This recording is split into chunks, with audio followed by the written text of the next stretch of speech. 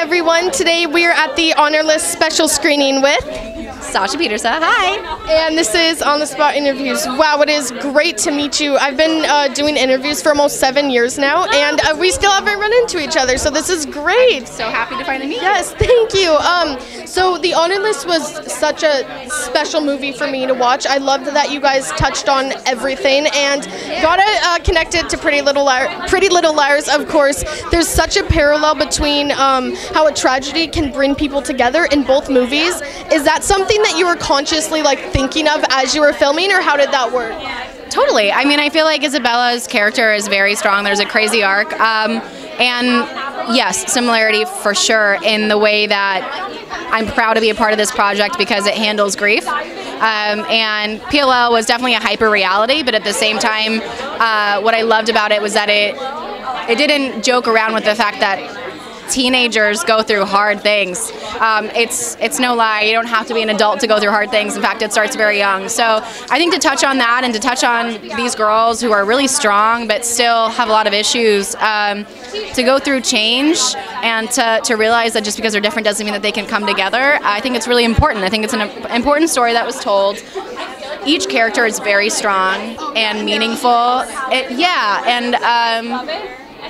I just loved their story and how it was told. And Megan is such an amazing person, and she won't really tell you, but she's a huge part of this. Oh, I got it out of her. I did. Good. And she's one of my favorite parts because of that. She's such a strong person, and we connected instantly. And the whole cast did. I mean, this really is a great group of people. So off screen and on screen, I'm really proud to be a part of it.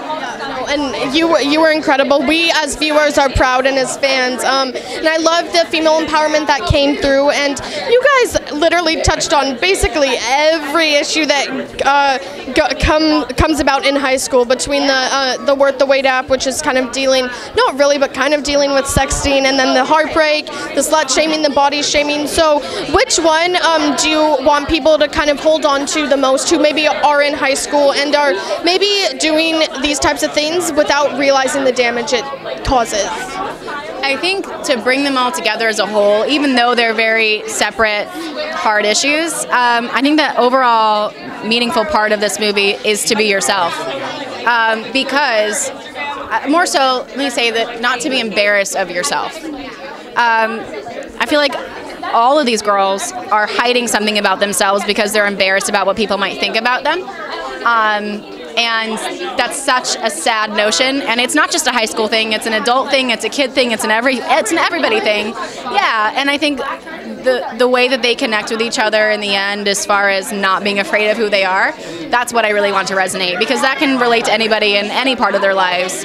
And even though they all went through individual issues, that was kind of the underlying point of it, was that don't be ashamed of yourself. It's not necessary. And everybody has flaws, everybody has perfections, and it's